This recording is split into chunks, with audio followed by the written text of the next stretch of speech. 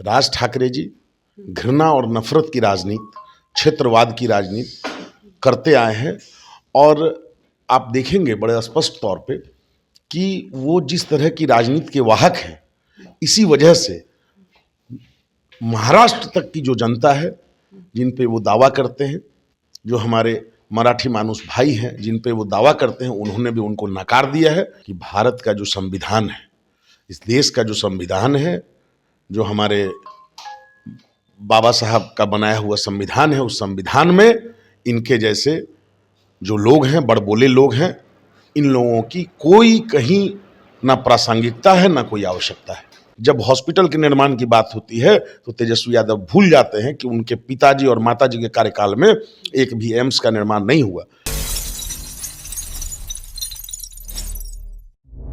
आवाज जनता की। नमस्कार, मेरा नाम नेहा है और आप देख रहे हैं न्यूज़ पीआर और अभी हम भाजपा कार्यालय में मौजूद हैं और मेरे साथ हैं संजय खंडियाल। आज उनसे हम बात करते हैं। सर, मुंबई में बिहार भवन बनने वाला है और इसको लेकर महाराष्ट्र में जो राज ठाकरे हैं उनकी पार्टी बोल रही है कि यहाँ नहीं बनना चाहिए।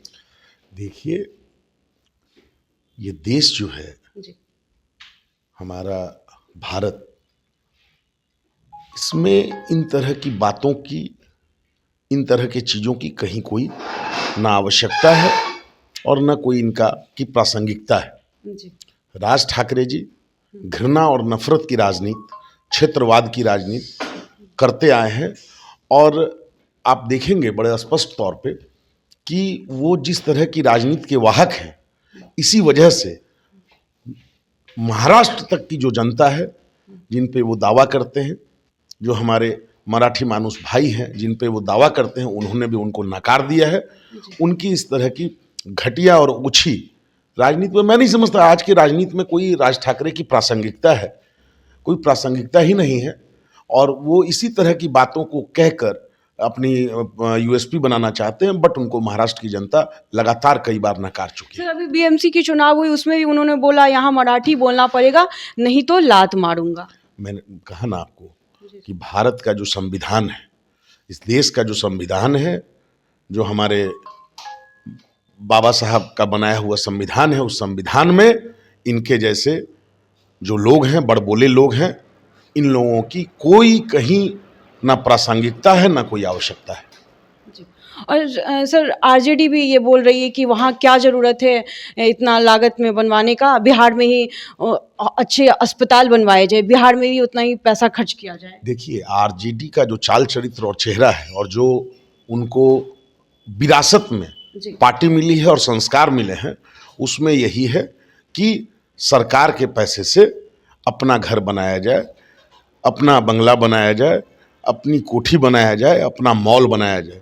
ये उनके समझ से, तेजस्वी यादव जी के समझ से ऊपर की चीज़ है कि किस तरह से किसी अगर राज्य का विकास करना है तो उस विकास में जब तक औद्योगिक निवेश नहीं होगा और समग्रता में चीज़ें नहीं बढ़ेंगी, तब तक उस राज्य का विकास का बड़ा कारण होता है।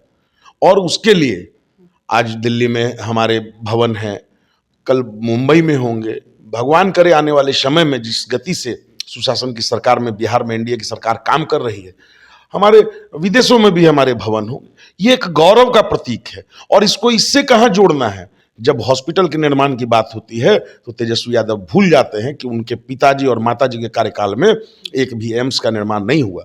उस समय में जो सरकारी हॉस्पिटल हुआ करते थे, उसमें डॉक्टर नहीं होते थे, उसमें दवा नहीं होती थी, उसमें माल और मवेशी जो है वो घुमा करते थे। और आज की तारीख में बिहार में आप देख रहे हैं कि पटना के बाद दरभंगा एम्स, और जिस तरह से आप अभी देख रहे हैं कि पटना में पीएमसीएच को जिस तरह से अपग्रेड किया गया, हजारों करोड़ का निवेश किया गया, ये सारा कुछ एनडीए सरकार की देन है। तो किसी हॉस्पिटल के स्वास्थ्य व्यवस्था के नवनिर्माण के लिए किसी भवन से, मतलब ये कहना कि इसको नहीं करके ये करना चाहिए, इसकी आवश्यकता नहीं है, ये उनके पिताजी और माताजी की सरकार का कालखंड नहीं है। जैसा कि आपने सुना कि संजय सर ने क्या कुछ कहा कि वहाँ बनना चाहिए और ये हमारे लिए गौरवान्वित वाली बात होगी। ऐसे ही खबरों के लिए देखते रहिए न्यूज़ पीआर। तब तक के लिए धन्यवाद।